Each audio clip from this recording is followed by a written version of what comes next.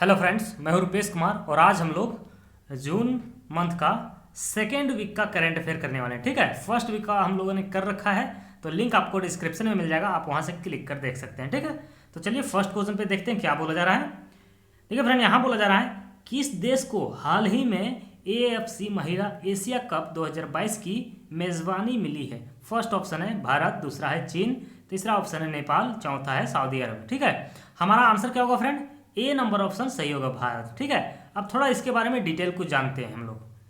देखिए फ्रेंड, यह फैसला जो है AFC महिला फुटबॉल समिति की बैठक में लिया गया था। ठीक है, आपको बता दें कि एशियाई फुटबॉल परिसंघ ने साल 1979 के बाद पहली बार 2022 महिला एशियाई कप की मेजबानी के अधिकार भारत को दिए हैं। ठीक है, कितने सालों बाद? आप यहाँ 1979 के बाद यानी, ठीक है, 1979 यानी 1979 के बाद पहली बार 2022 का जो मेजबानी करेगा वो भारत करेगा। ठीक है, तो चलिए नेक्स्ट क्वेश्चन पे आते हैं।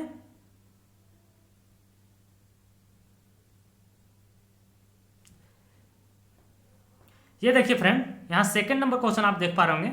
यहाँ बोला जा रहा है हाल ही में किसे नासा विशिष्ट सेवा पदक से सम्मानित किया गया है। चार ऑप्शन आपके सामने है, देख पा रहे होंगे ना। फर्स्ट ऑप्शन है अंजलि द्विवेदी, दूसरा ऑप्शन है आलोक मल्होत्रा, तीसरा है रंजित कुमार और चौथा है रघुनाथ सिंह। ठीक है, तो हमारा आंसर क्या होगा? सी नंबर ऑप्शन सही होगा, रंजित कुमार। ठीक है, अब देखिए फ्रेंड, हम लोग थोड़ा डिटेल जानते हैं इसके बारे में। हाल ही में भारतीय एरोस्पेस उद्यमी रंजित कुमार को नासा के कार्यकारी नेतृत्व, इंजीनियरिंग योगदान, तकनीकी उत्कृष्टता और उपभोक्ता निष्ठा के माध्यम से उनके प्रशासन के लिए नासा विशिष्ट सेवा पदक सम्मानित किया गया है। ठीक है, आपको बता दें कि वह 30 वर्षों से नासा के साथ जुड़े हुए थे और उन्होंने अंतर्राष्ट्रीय अंतरिक्ष स्टेशनों को उन्नत बनाने में अहम योगदान दिया है। ठीक है, वह वर्जीनिया स्थित एरोनॉटिकल मैकेनिक्स एरोसिटस के CEO एमिरेट्स हैं, है ना, याद रखिएगा। इसके साथ ही पाठक ध्यान दें कि RK चेट्टी पांडिपति वर्ष 2002 में इस सम्मान को पाने वाले पहले भारतीय थे। ठीक है, यानी इससे पहले एक भारतीय और थे, उनका नाम क्या था? तो RK चेट्टी, ठीक है, पांडिपति, ठीक है, जो 2002 में इस सम्मान प्राप्त किए थे। ठीक है, अब नेक्स्ट क्वेश्चन में बढ़ते हैं, यानी थर्ड नंबर क्वेश्चन। ये रहा थर्ड नंबर क्वेश्चन फ्रेंड, आप देख पा रहे होंगे। यहां बोला जा रहा है इनमें से कौन गूगल क्लाउड इंडिया के नए वरिष्ठ निर्देशक बने हैं। ठीक है, ये पूछा जा रहा है। फर्स्ट ऑप्शन है नीलेश जैन, दूसरा है मयंक श्रीवास्तव, तीसरा ऑप्शन है सौरभ खंडूरी, चौथा है अनिल वल्लूरी। ठीक है, हमारा आंसर क्या होगा फ्रेंड? इन चारों में से एक ऑप्शन सही है, हमारा डी नंबर ऑप्शन जो है वो सही होगा, अनिल वल्लूरी। ठीक है, अब थोड़ा डिटेल जानते हैं इसके बारे में।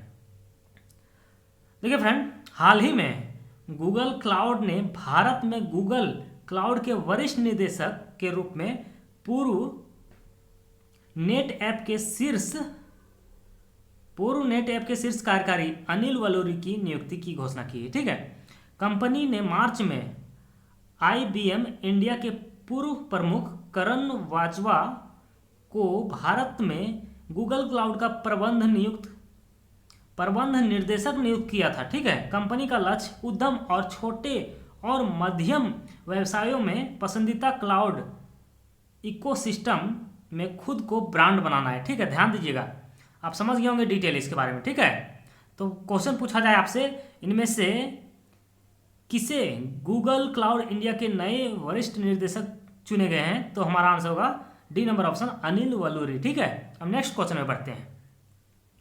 4 नंबर क्वेश्चन आप देख पा रहे होंगे। यहां बोला जा रहा है हाल ही में हुई घोषणा के अनुसार कौन मंगल मिशन लॉन्च करने वाला पहला अरब देश बनेगा। ध्यान दीजिएगा, पहला अरब देश पूछा जा रहा है। ठीक है, फर्स्ट ऑप्शन है ओमान, दूसरा है संयुक्त अरब अमीरात, तीसरा ऑप्शन है सऊदी अरब, चौथा है कतर। ये चार में से एक ऑप्शन सही है, तो हम लोगों का आंसर क्या होगा? बी नंबर ऑप्शन सही होगा, संयुक्त अरब अमीरात। ठीक है, अब हम लोग थोड़ा डिटेल जानते हैं इसके बारे में।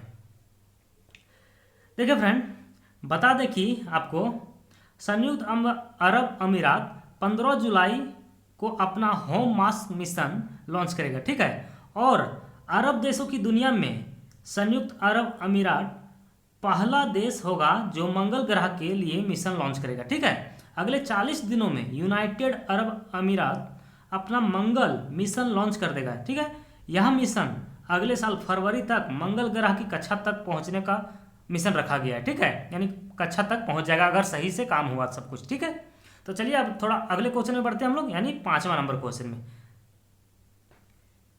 ये रहा 5 नंबर क्वेश्चन। आप यहाँ देख पा रहे हैं क्वेश्चन में बोला जा रहा है, हाल ही में जम्मू कश्मीर और लद्दाख के संयुक्त उच्च न्यायालय का न्यायाधीश किसे नियुक्त किया गया। काफी इंपॉर्टेंट क्वेश्चन है फ्रेंड, ठीक है।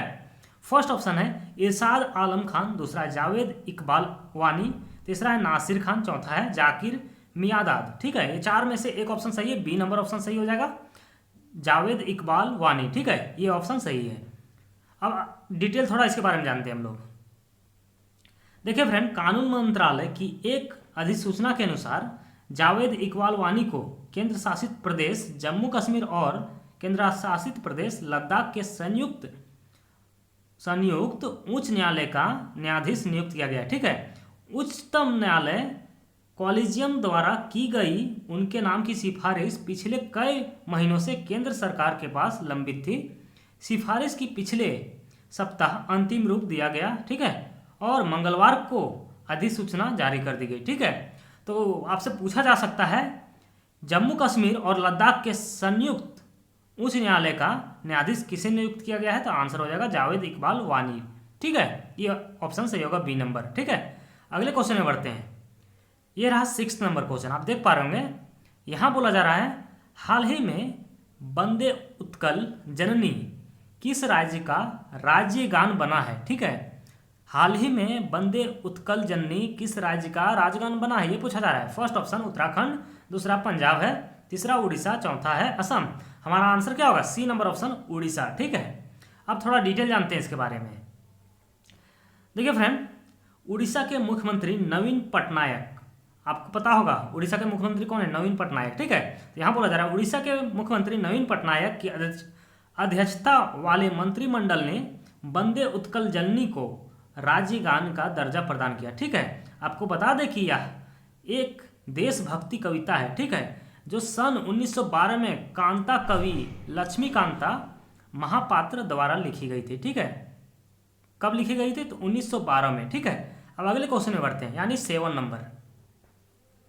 ध्यान दीजिएगा, यहाँ 7 नंबर क्वेश्चन में बोला जा रहा है किस राज्य की सरकार ने हाल ही में प्रवासी श्रमिकों के लिए राज्य कौशल पोर्टल का शुभारंभ किया है।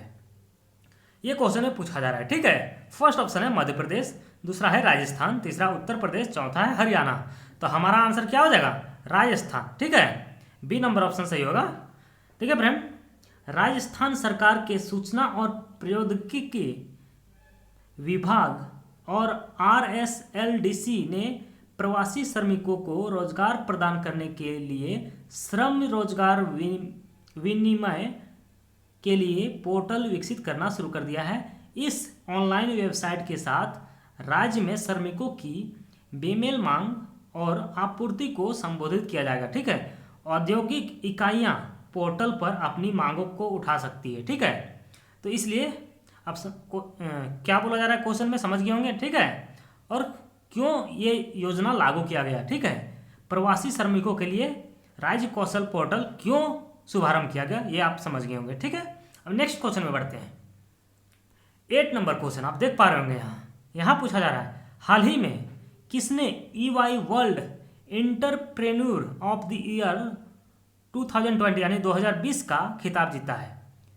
कौन सा खिताब, तो EY world entrepreneur of the year 2020 का खिताब जीता है। कौन सा जीता है इसमें से, फर्स्ट ऑप्शन है अरुंधति भट्टाचार्य, दूसरा नीता अंबानी, तीसरा किरण मजुमदार शाह, चौथा है जरीन दारूवाला, ठीक है। ये 4 ऑप्शन में से एक ऑप्शन सही है फ्रेंड।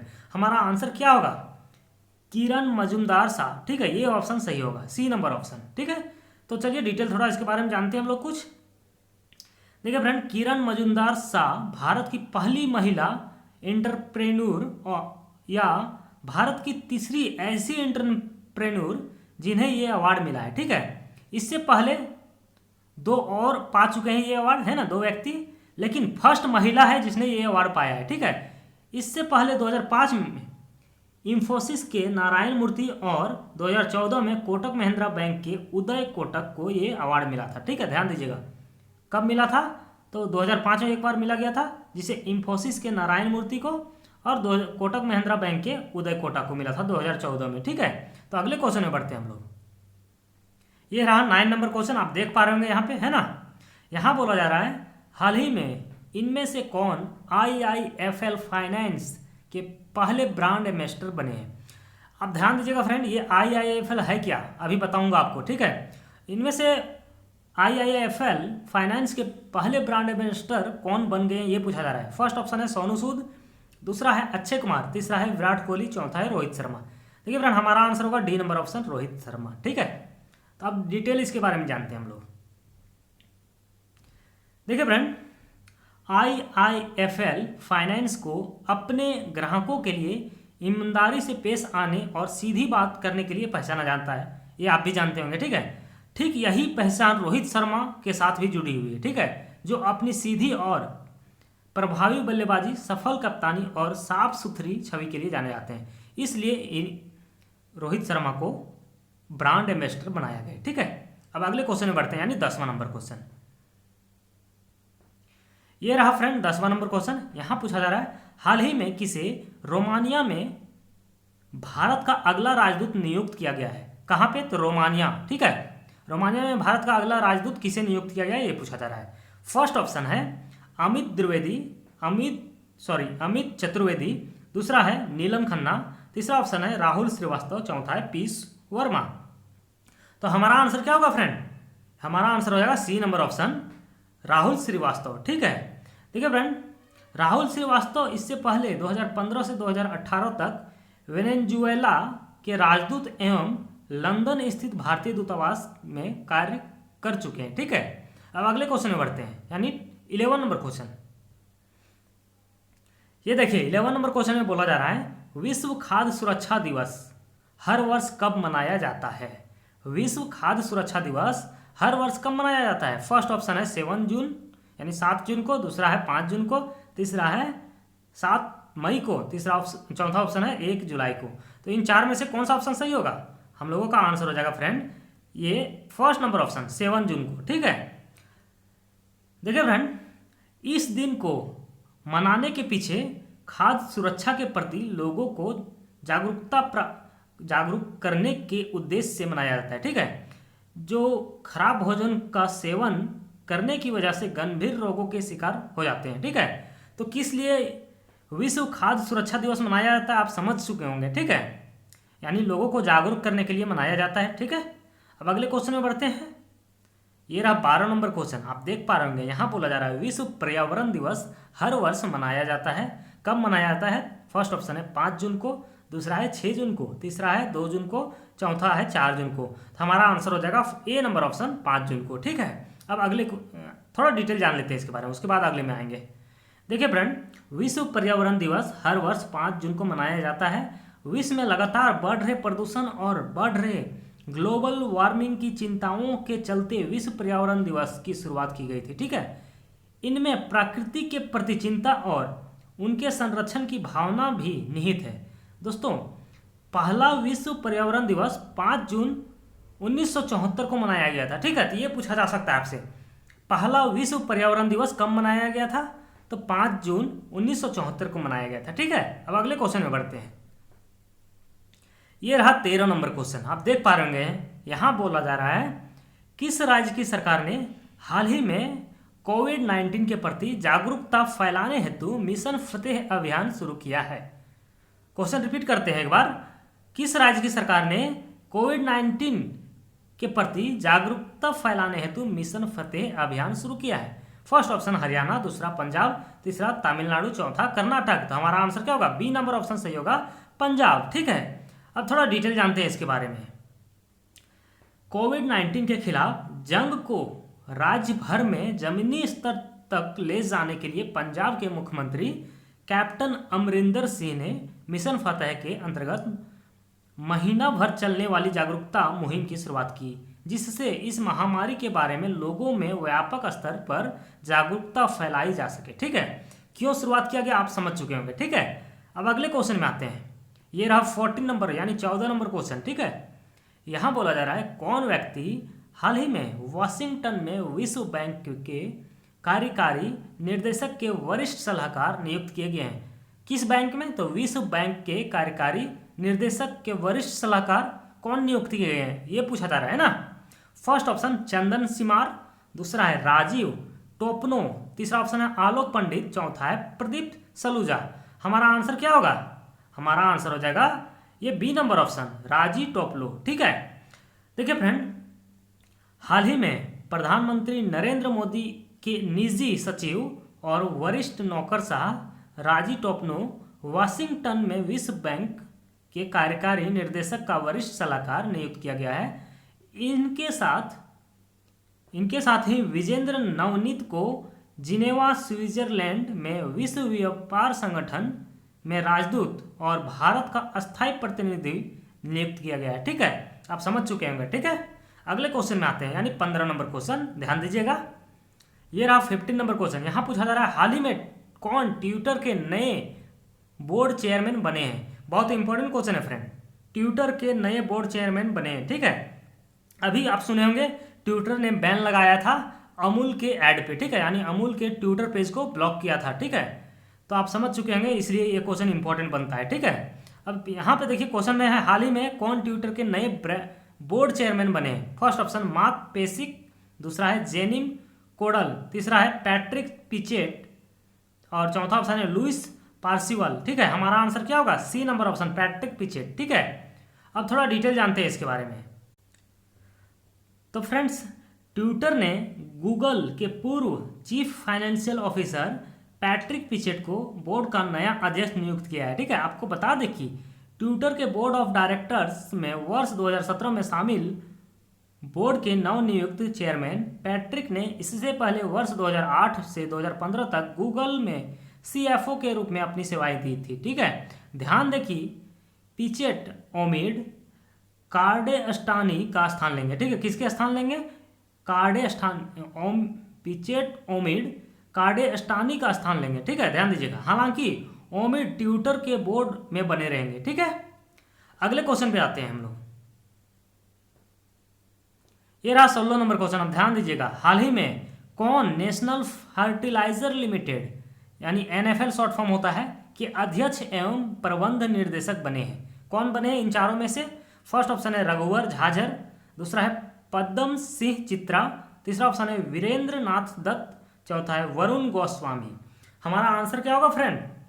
हमारा आंसर हो जाएगा सी नंबर ऑप्शन वीरेंद्र नाथ दत्त। ठीक है दोस्तों, वीरेंद्र नाथ दत्त सरकारी उर्वरक कंपनी नेशनल फर्टिलाइजर लिमिटेड से अक्टूबर 2018 से जुड़े हुए हैं। ठीक है, दत्त को उर्वरक उद्योग के अलावा गेल इंडिया और ओएनजीसी जैसी बड़ी सरकारी कंपनियों में काम करने का 35 साल से अधिक का अनुभव है। ठीक है, तो अगले क्वेश्चन में आते हैं यानी 17 नंबर क्वेश्चन, ध्यान दीजिएगा और वीडियो को पूरा वॉच कीजिएगा। ठीक है, ठीक है फ्रेंड, यहाँ बोला जा रहा है हाल ही में कौन गरीबी रेखा से नीचे रहने वाले लोगों को फ्री इंटरनेट देने वाला भारत का पहला राज्य बन गया है? फर्स्ट ऑप्शन है तमिलनाडु, दूसरा है केरल, तीसरा ऑप्शन है मणिपुर, चौथा है झारखंड।